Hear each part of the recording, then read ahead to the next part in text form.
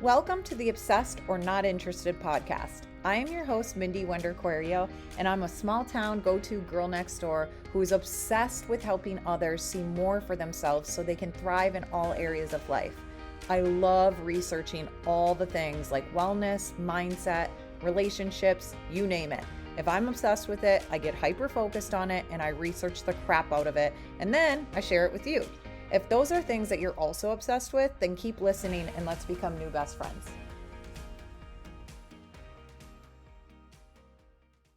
I have been meaning to record this episode for weeks, you guys. Peptides 101. And I know what you're thinking. You think it's sketch maybe, or you've heard somebody talk crap about it, or you're probably thinking, wait, we're going to talk about GLP-1s? No, I'm talking about longevity peptides. I'm not on a GLP-1. I'm not judging if you are on one or if you're thinking about getting on one. No judgment at all. But that is just not where my interest came from when it came to peptides. Where I started to look into it was more that I was just curious. And you know if you guys have been following this podcast, you know that's why it's named that. Obsessed or not interested. I get obsessed with something, and when I do, I want to know all the things about it. I do all the research. I go down a rabbit hole, and if I'm not interested in it, it's like I don't even care. I don't want to hear anything about it. So that's what happened with me with peptides. So everyone's been talking about, for sure, peptides like GLP-1, and I just wasn't interested in it until I started to go down the rabbit hole of the longevity peptides, the peptides that can help heal the gut, the peptides that can help balance out hormones and give you more energy and reduce inflammation in the body and recovery and sleep and just all of these things. And I was like, whoa, okay, got my attention. I want to know what they are and why everyone is talking about them.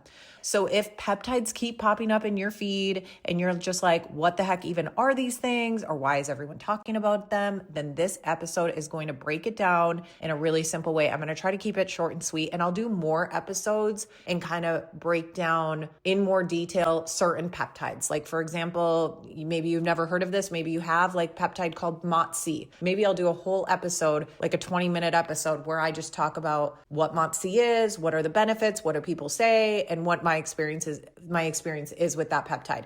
But for now, let's just keep it like basic peptides 101. I'm not a doctor. This is not medical advice. Okay. I'm just somebody who's got really, I'm very into like biohacking. I've been in the wellness world for 16 plus years. And this is just something I'm very interested in now and that I'm using and that I want to talk about. So this isn't going to be like medical jargon. It's not going to overwhelm you, hopefully. And we're just going to talk why people are using them and what actually matters. So first of all, simple explanation. What are peptides? At the most basic level, peptides are just chains of amino acids, okay, which are building blocks of protein. Your body already makes peptides naturally. Just so you know, your body already makes peptides naturally. I just like to say that because when people are like, oh my God, I'm like, do you really even know what you're talking about or what a peptide is? Because it sounds like you don't. They basically act like little messengers that tell your body to do certain things. Okay, so that's what that is in a nutshell. That is what a peptide is in a nutshell. So why are people using them? Where people get interested when it comes to peptides is when you use specific ones to support things your body is already supposed to be doing, but maybe isn't doing it as well as your body should be anymore. Okay. So especially as we get older, right? Our hormones shift, recovery slows down, inflammation goes up, bloating goes up, weight isn't coming off like it should be or used to be. Your workouts, you're not getting the same results in your workouts that you used to be. You maybe aren't recovering like you used to be. Your sleep is getting worse. So this is where peptides come into play and can really blow your mind and make such a huge difference. So what they can support. So this is just like obviously broader range and just talking about all the different things. Okay. Depending on the peptide people are using it for. Okay. You can get peptides that help you get better sleep, better recovery and healing, reducing inflammation in your body, metabolism and body recomposition, hair, skin, like plump, glowing skin, a better brain function and focus. It's not one peptide doing everything. It's different ones that will target different symptoms. Does that make sense? So first of all, important disclaimer, and I want to say this because it really matters. This isn't magic. Peptides are not magic. This isn't a replacement for taking care of your body, to not eat well or to not work out or anything, not take your supplements. I have something called the longevity checklist, or actually it's called the longevity game plan checklist. Go into the show notes. I will link it there. It's completely free. So it kind of takes you through, okay, longevity, right? That's our goal. We want to age gracefully. We want to feel good in our bodies. So I created this longevity game plan checklist that goes through like, okay, am I checking all these boxes? And last on the checklist are peptides. Like, let's make sure we're checking all the boxes, and then peptides are the cherry on top. Okay. That's how I believe about it. So it's not a replacement for taking care of yourself. If nutrition, protein, sleep, and movement aren't in place, peptides aren't going to fix all that. They support, they don't replace. That's what I know. And I have seen people get on a GLP-1, and there's some people that really, really, really need it, and it just does wonders for them. And I'm not knocking anybody on a GLP-1, but just wait as you continue to listen to some of these episodes where I talk about peptides, because there's just so much more in the world of peptides than just a GLP-1 that can help support your body. And again, we know what it's sending the signal to our bodies to make sure our body is doing what it's supposed to be doing, because maybe it's not anymore. I just want to make sure I say that they support, they don't replace. And if you need any assistance on that, obviously you know what? The longevity game plan checklist has everything that I recommend. I added a page in there because so many people were asking, well, what supplementation should I have? And you guys probably heard me talk about my routine supplement stack. I highly recommend that. And the reason I chose the supplements I take is because they are clean. They're third-party tested. There's no heavy metals in the protein powder that I have. The electrolytes that I have pre and probiotics. It has glutathione.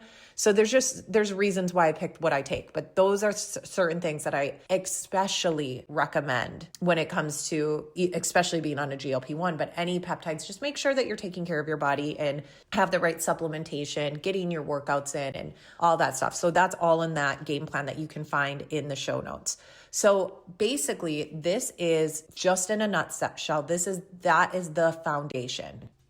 Okay, so that's part one of this podcast. Part two, let's talk about my peptide journey and what I'm using and what it's actually doing and what I'm seeing. Just real life talking. This is just me. Again, I'm not a doctor. This is just my journey, and I wanted to share it because I'm obsessed, and this is what I do. When I get obsessed with something, I want to talk about it. I want to tell everybody about it because I believe in it. And it's because it's literally blowing my mind. How I feel, you guys, we'll get into it, but I'm just saying it's blowing my mind. So what am I actually using, what each one does, and what I've personally experienced so far? Let's get into that. To just be honest with you, I was really terrified at first to start. First of all, I was so scared because I didn't want to even inject myself. I was too scared. I was like, I'll never do that. I'm never doing that. And the first couple of times I actually had my husband Joey do it for me because I was so scared. But now I'm like a pro. Okay, wow, I can't even believe that I was even nervous about that. It's like just so easy for me to do.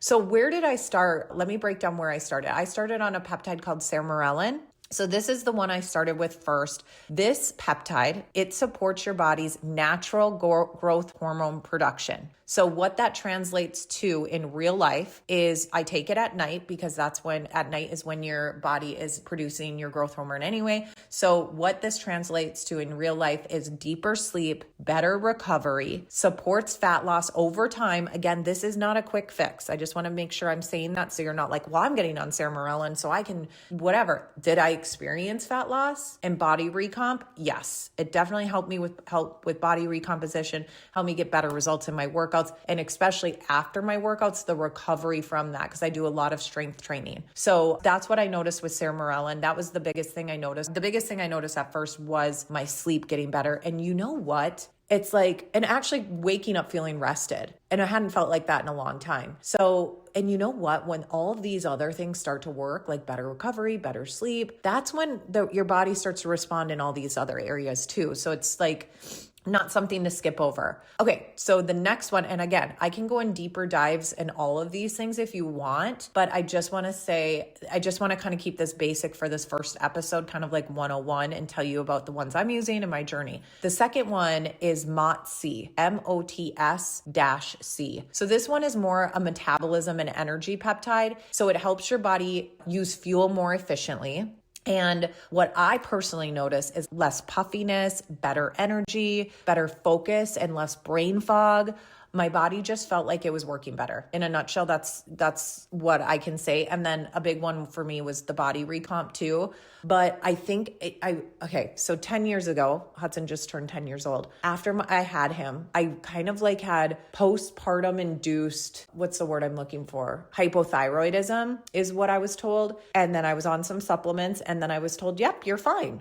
And by the way, I'm not saying that came from a doctor. That came like a medical doctor. That came from a natural doctor told me this. So it's not like they were running the wrong tests. Like I was getting tested properly, but I did feel a lot better because here's the thing. I was so ambitious, so driven, so disciplined, tons of energy. I could focus like that. Like I just was like speaking on calls. I was just like, go, like really quick, witty, all these things. And I felt like I lost that in me. Like sometimes on call, I'd be like, wait, what was I saying? But I do have ADHD and that does happen, but it just was on another level where I couldn't come back from it and I'd almost get anxiety. Like, so I'd be speaking on a call and I would almost get anxious because I was like, wait, what was I saying? I lost my train of thought. I'm never going to get back to where I was. And I don't know if it just like started to scare me. And so then that made it worse, but I just felt off. I just didn't feel like myself. And then I got on those supplements and I started to feel better and I started to support my hormone. Now this happens over a period of 10 years. It wasn't like just 1 year.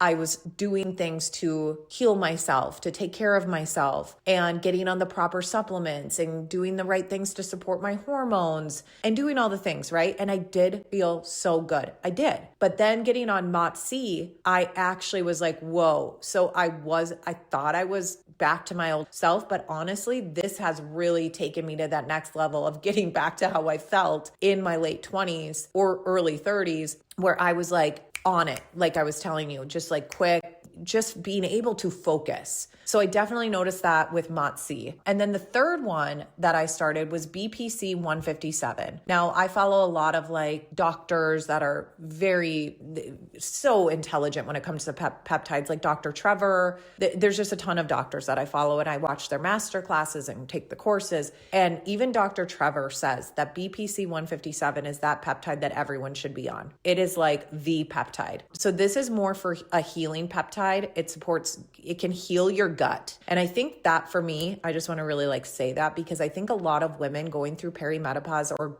over the age of 35, we start to experience different issues, more bloating, less results from our workouts, more gut issues. And I feel like that was me, especially in the last couple of years. And I'm 41, just so you guys know. So I feel like this definitely helps support your gut health. It helps reduce inflammation in the body. It helps your joints. It helps with recovery and like so much more. I can't even get into everything. But for me, this was more of like feel better in my body type of thing. And also just the inflammation off my lower abdomen. I was like, sometimes have you ever felt like this where you eat like a piece of mango? I think I probably talked about this on a different episode, but you eat a piece of mango. I would eat a piece of mango and instantly bloat. I'm like, I've had one piece of food today and I look 4 months pregnant. Are you joking? So I've just noticed with using peptides that I have less inflammation. My gut health is on point. Obviously, I'm doing all the other things too. I just want to make sure we go back to that. I'm working out in strength training. I'm eating properly. 80-20. I'm not perfect, okay? But I'm making sure I get over 100 grams of protein every single day. I'm taking good supplement. I have good supplementation plan. I don't take a million different supplements anymore. I really don't. I have my routine stack, my multivitamin. I do take digestive enzymes at times, but I usually forget, to be honest with you. Hello, ADHD.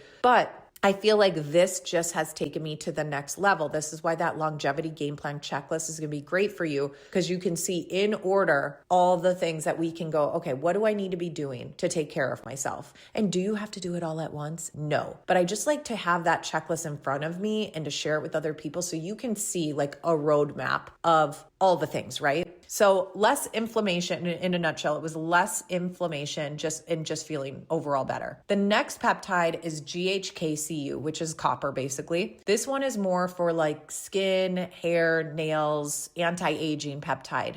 It helps with collagen production and healing. And this one again, so much more, but we'll do a deeper dive, a different episode. But I'm sure you've heard of the GHK-Cu, or have you heard of the glow stack? So the glow stack would be mixing GHK-Cu with BPC-157 and TB500. That's considered the glow stack, where you're mixing 3 peptides all together. Again, this one, and they do, and I just want to say, some people say they swear by a glow stack and stacking them together. And then there's a couple people that you'll see online, like doctors, that say, no, separate them. Get GHK-Cu, which is the copper, anti-aging, skin, hair, and nails. Do that separately from BPC-157. So you do your own research. Again, I'm not a doctor. I'm just sharing what I'm learning, right?